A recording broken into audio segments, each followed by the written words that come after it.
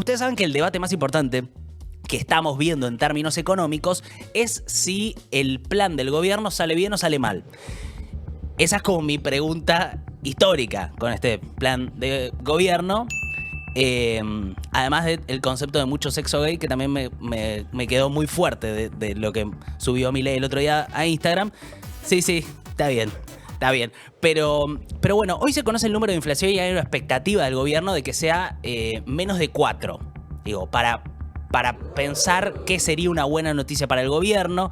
Estaba viendo algunas consultoras que daban la probabilidad de que sea de 3,8%. Estamos hablando obviamente de una desaceleración de la inflación. La inflación funciona así, los precios siguen subiendo, pero suben menos. Hasta abajo. La verdad es que en Argentina la inflación se desacelere es una buena noticia. Digamos, esto es algo que es evidente, es el número del que se está agarrando el gobierno para decir, che, lo que estamos haciendo está saliendo bien o va en la dirección correcta. Nosotros ya dijimos muchas veces que el plan del gobierno es básicamente que la inflación baje, que llegue eventualmente a un 2%. Ahí hay un debate que tuvo el gobierno o el equipo económico del gobierno con el resto de los economistas que le decían, che, no va a poder bajar hasta cierto punto por la inercia. Y el gobierno, si querés, está ganando un poco esa discusión de la inflación puede bajar de lo que se consideraba como el piso. Ahora, nosotros venimos hablando de, por un lado, el plan de llegar al mismo número del crawling peg para lograr una liberación del cepo, para ir a algún tipo de convertibilidad o dolarización o algo. Y por otro lado, tenés la economía real que se está haciendo pelota mientras tanto. De todo esto, tengo muchas ganas de hablar con Alfredo Zayat, que según entiendo está del otro lado. Hola, Alfredo, ¿cómo estás? Bien, muy bien, Nico, ¿cómo andan? Alfredo, un gusto. Creo que no nos conocíamos personalmente. Yo me hago esto que es conocer gente a través de este formato, que es algo muy extraño. Te pido disculpas. No es así. Es medio a lo que nos dedicamos. Bueno, gracias por tomarte un ratito para charlar con nosotros. Más que nada, supongo que la primera pregunta sería esta. Hoy se va a conocer el número de inflación. Hay una expectativa del gobierno por que ese número de inflación sea menos de 4. Seguramente, sea cual sea el número, lo van a vender como un éxito en este camino que trazaron ellos del plan económico. Y claro, yo como un argentino que vivió casi toda su vida con inflación, veo una desaceleración de la inflación y digo, che, acá hay algo positivo. Ahora, yo le hago preguntas a ese número y veo que alrededor de eso hay cosas que no son sostenibles, cosas que me parece que al gobierno no le da tanta bola como la economía real que se va destruyendo, y obviamente uno se preocupa, ¿no? Supongo que la pregunta es, ¿vos qué ves en esa desaceleración de la inflación? ¿Ves algo positivo o ves algo negativo? Mira, es mejor que, como mencionabas vos, que la inflación baje a que la inflación suba. Esto es una cuestión básica en términos también de la historia económica argentina. Y digo de la historia económica argentina reciente. No voy a hablar desde la década del 50 hasta la fecha, 50 del siglo pasado. Entonces es mejor que la inflación baje a que suba. Ok. Pero cuando analizamos la economía, o en todo caso cuando yo analizo la economía y trato de involucrarme en el análisis económico, tengo que ver una cuestión un poquito más integral. ¿En qué sentido? Decir, bueno, bajás la inflación, ¿a qué costo y cómo?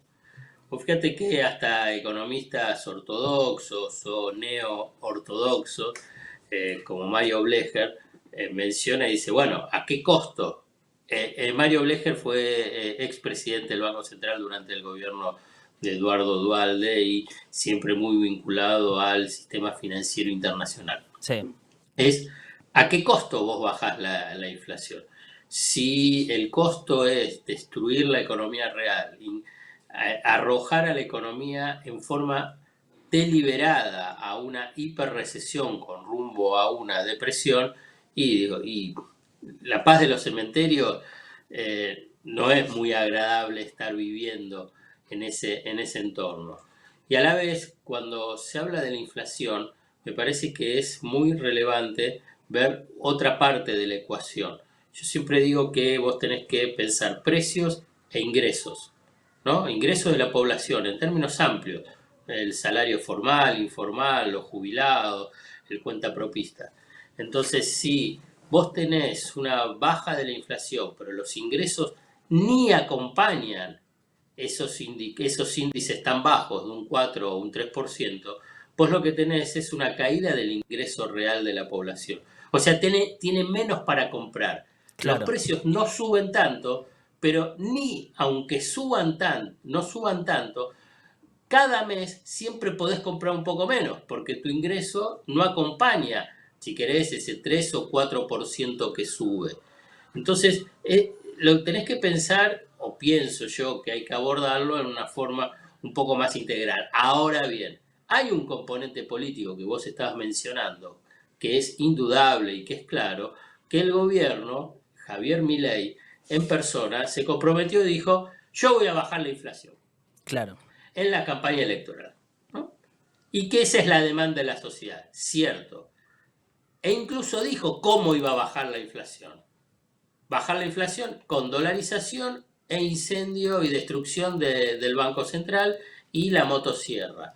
Lo cierto es que no cumplió con esto.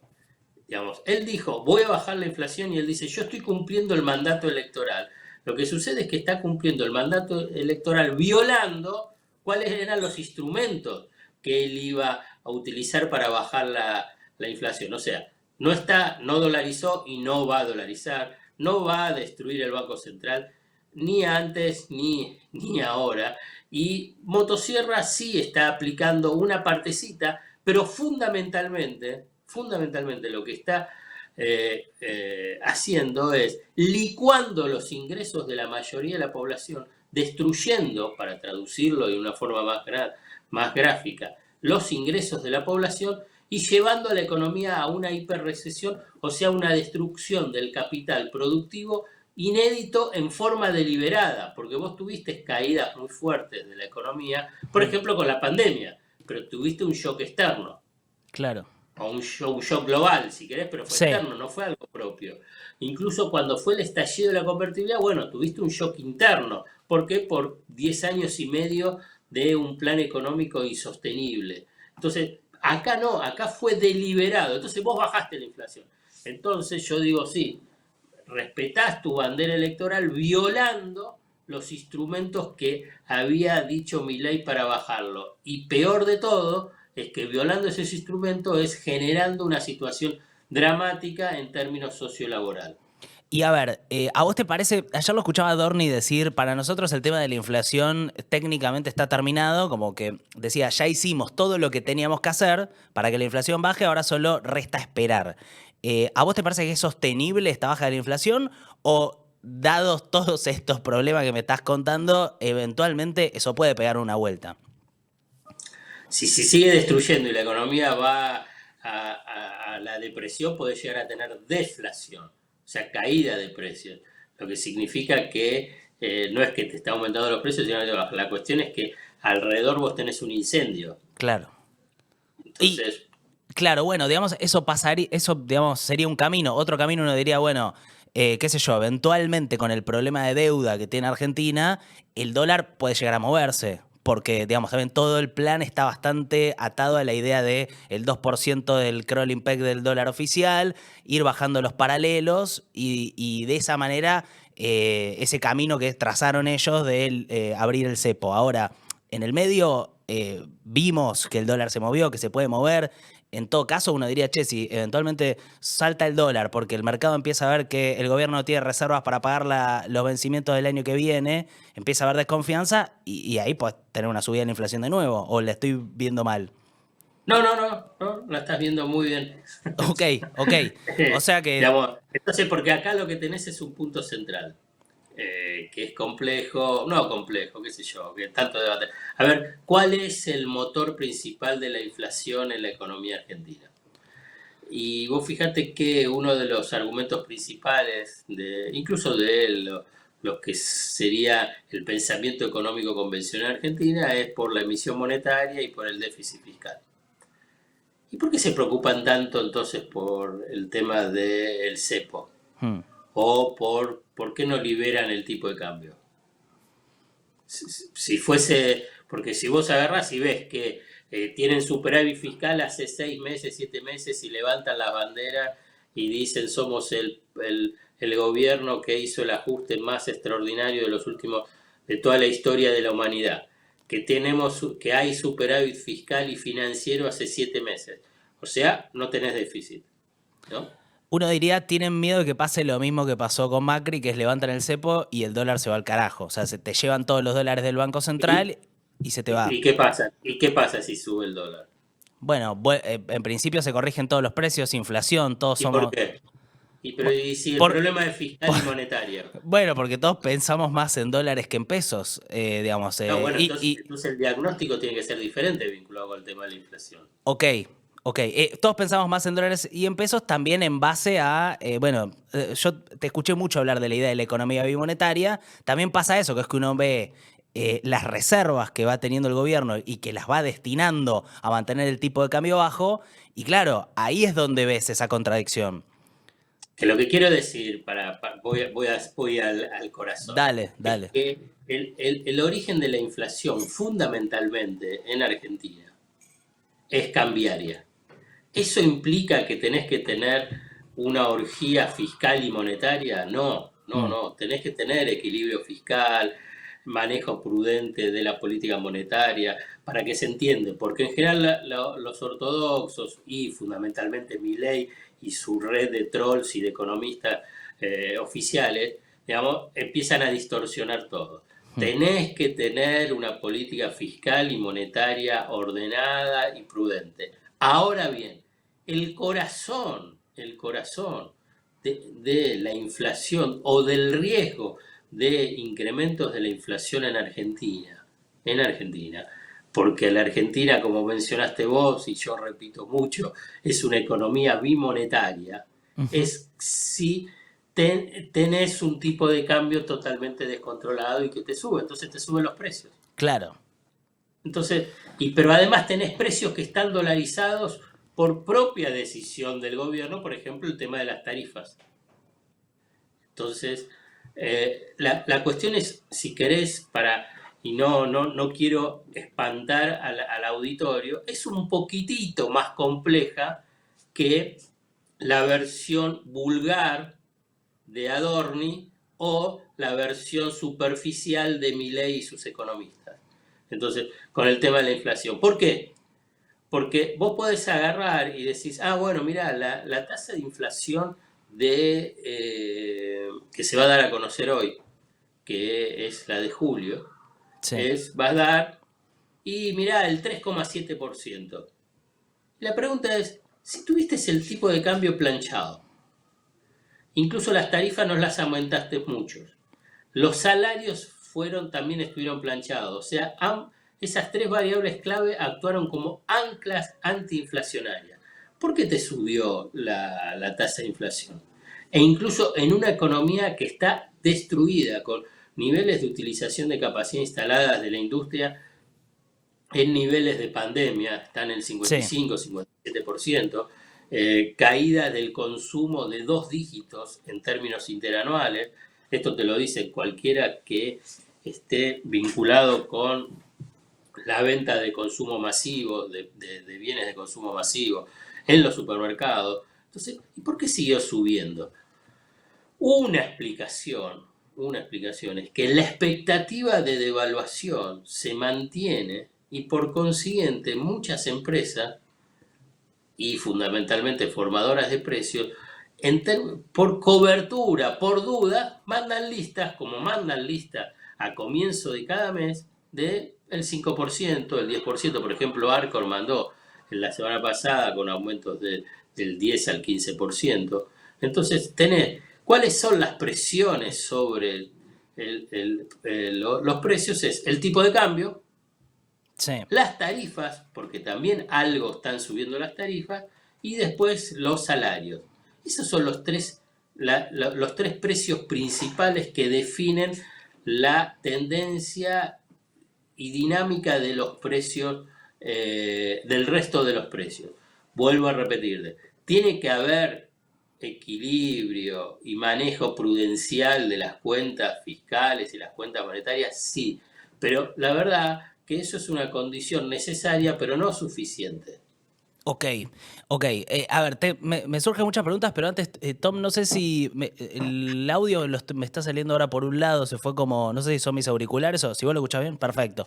No, supongo que si yo sigo tu razonamiento, Alfredo, la sensación que me da es que eventualmente les va a explotar en la cara, digamos, porque no parecen estar yendo a solucionar el tema de fondo, que es ese problema de falta de reservas y de, ¿se entiende? Y el problema que No, tiene... sí, sí, yo te entiendo.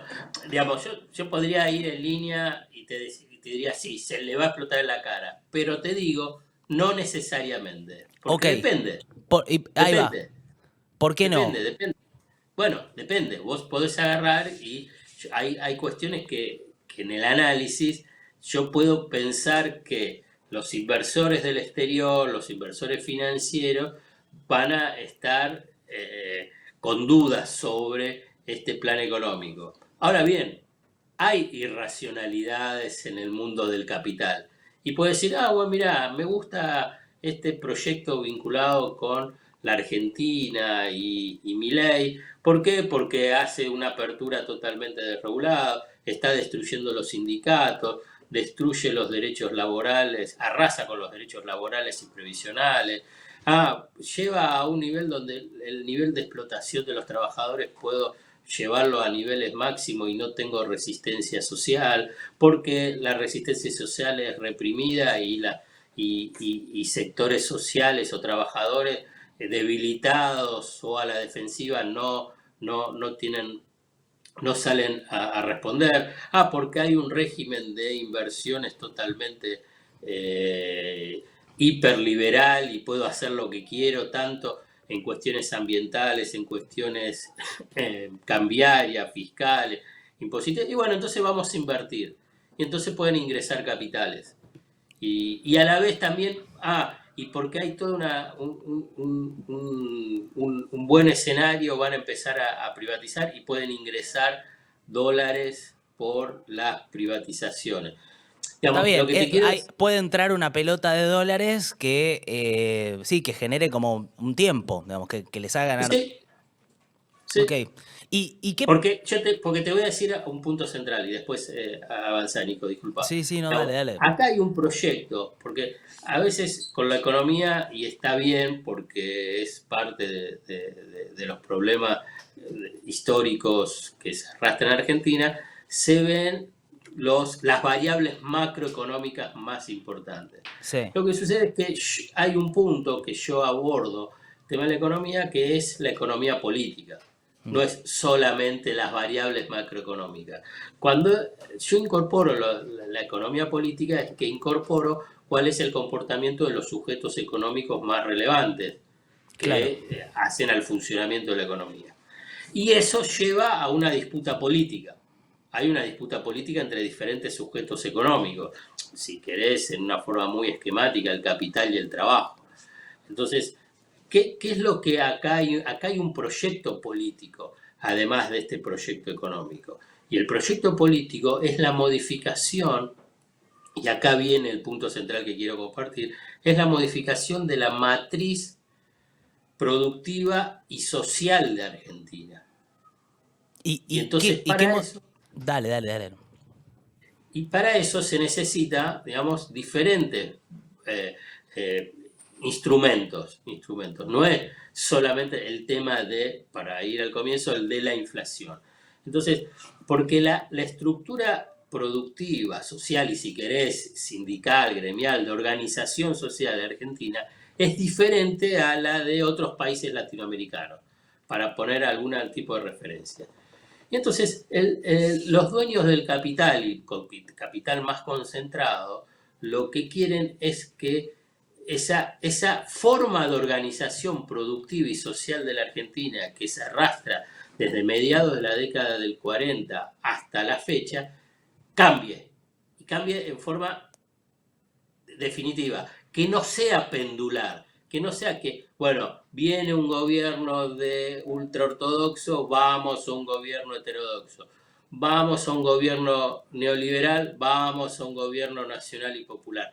Basta, digamos, hay una decisión orgánica del capital que está representado en AEA, donde están los principales dueños de las principales empresas del país, por ejemplo, Paulo Roca Techín, Héctor Manieto Clarín, Blaquier de Ledesma, Arcor de Pagani de Arcor. Bueno, hay más de 70 dueños de empresas. Están representados por todo el núcleo de empresarios vinculados con el sector energético, que la semana pasada se sacaron una foto con Javier Milei en Vaca Muerta. Sí. A lo que quiero compartir, digamos, para ampliar el análisis, es que acá lo que se busca es una transformación estructural de la matriz productiva y sociolaboral de la Argentina. No es solamente bajo la inflación. ¿Y eso te parece que tiene también acompañado la idea de que Argentina deje de ser un país que principalmente tenga como capital exportador el campo y pase a ser energía minería? O sea, ¿ves ese viraje? Es complementario. Es Ok. un país que sea exportador de materias primas y por consiguiente una economía muy primarizada. Vos fíjate que cuando lo escuchaste hablar a Milei, o mejor dicho, pronunciar la palabra industria. No la pronuncia. Yo sí tuve algún debate con gente que defiende el programa, que te dicen, a partir de la primarización, en realidad no es solamente exportar, no sé, commodities o minerales o lo que sea, sino que es todo lo que se arma alrededor de eso. Pero todo eso tiene una lógica muy de mercado, que es no hay que hacer nada alrededor de estas exportaciones, el país va a crecer, se va a transformar en una potencia y se van a armar todos los negocios alrededor de eso. Esa es la explicación que me dan. Bueno, no voy a decir que no, sino simplemente voy a decir que en términos históricos, ni en Argentina ni en ningún país periférico con materias primas dedicadas a la exportación y por consiguiente con economías primarizadas se concretó. Ok, No hubo es un dato. no hubo ningún tipo de encadenamiento industrial con incorporación de valor de las materias primas.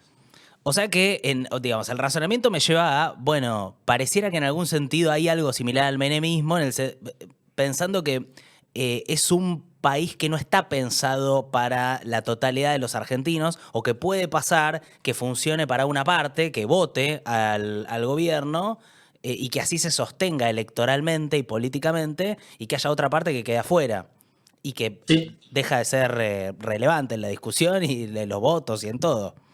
No, pasa a ser relevante en los votos, pasa a ser relevante como... No, a ver, a mí no me gusta mucho la palabra, pero bueno, es una latinoamericanización del país, de Del la país. sociedad argentina, no solamente de la economía. Ahora bien, ese es el proyecto. Ok. Ese es el proyecto. Se verá si lo puede llegar a concretar. Y yo, si bien son todos jóvenes, pero incorporo que no solamente el menemismo, sino que es parte de lo que fue un proyecto que fue el de la dictadura militar del 76. Me parece que ahí hay un quiebre fuerte de decir, el modelo, quieren volver al modelo socioproductivo de una economía primarizada, comienza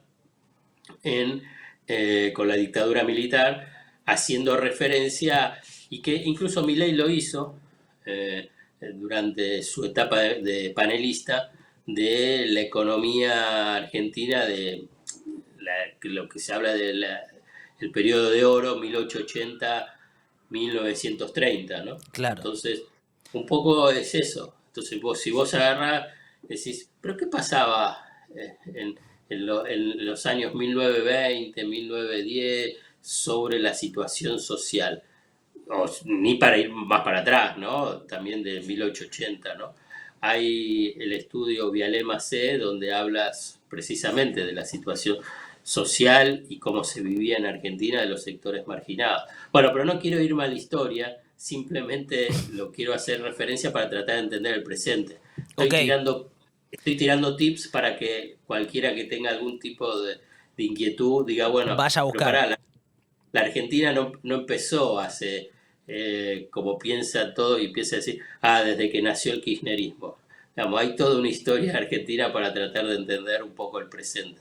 Y Alfredo, te hago la última, que es, yo estoy escuchando que estamos yendo a una convertibilidad. Por lo menos es lo que dicen asesores de gobierno, que esta idea de que baje la inflación eventualmente va a converger con el ritmo de devaluación del tipo de cambio oficial, que ahí decidirán a qué tipo de cambio, por ley o por algún mecanismo, establecen una convertibilidad en el verano.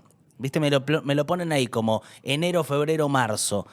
¿Vos ves algo de eso ocurriendo? ¿Lo ves posible? ¿Qué pensás? Mm, no te podría decir si lo veo posible, digamos, porque yo lo que veo es que hay como una suerte de tratar de patear la pelota para adelante, vendiendo espejitos de colores para tratar de sostener cierta expectativa frente a la fragilidad eh, del esquema financiero cambiario. Hmm. Entonces, vos necesitas dólares. Digamos, hay una cuestión tan sencilla. Empecemos para decir, bueno, ¿cuál va a ser tu cuadro de situación de dólares? Hoy, siguiendo los mecanismos de análisis de economistas de la Citi que durante años lo estuvieron haciendo, que yo mucho no comparto, pero lo digo, las reservas netas son negativas entre 5.000 a 6.000 millones de dólares. Ok. Si no tenés un flujo muy sostenido de dólares, podés llegar a comienzo de enero del año próximo con reservas negativas de 12.000 millones de dólares. Esto lo está diciendo Mariana Dalpolleto. Ujú.